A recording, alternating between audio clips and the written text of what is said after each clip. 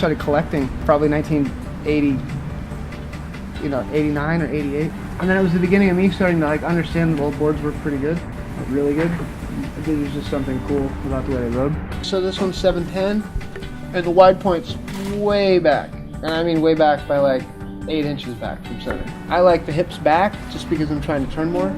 Some guys like the wide point forward. I don't like the wide point forward unless I'm riding the tube. For like California points, you know what I mean? Like blacks and California points, clean waves, little, I would say in the range of like 3 feet to 6 feet. Anything above that, you're kind of going to be holding on for dear life.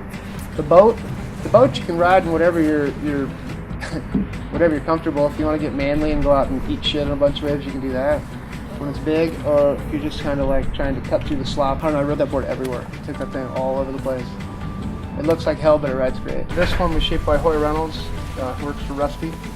Used to work for GNS back in the day. It's a copy of this. This is a 7.8 Bill Barnfield lightning bolt. The lightning bolt I got from Jerry's house. I was staying there, and they needed me to clean some shit out from underneath the house because all the sand had piled up from the waves washing through.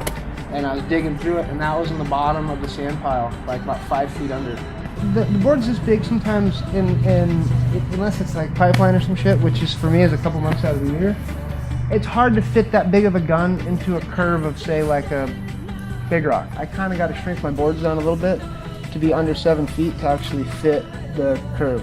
And then this one's a 6.4 shaped by Steve Henson, which is a rendition of this 610 Sean Thompson. It's not like it's the same board.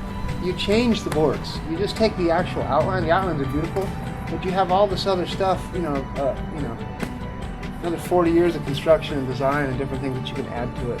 It's not like you're changing the initial shape of it too much. It's just taking some of the extremities out of it. And that time of, 70s, 80s, where longboarding wasn't really coming around, there were a lot of eggs still being made, GNS, Fry, a lot of people made a lot of stuff, cool stuff. And, the egg design it'll never go old.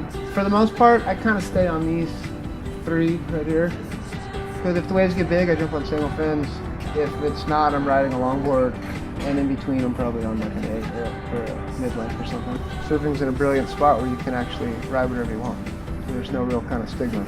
Look what people are doing on soft tops, It's like, come on, anything works. I mean, you really can ride anything, depending on like your conditions, and anything works.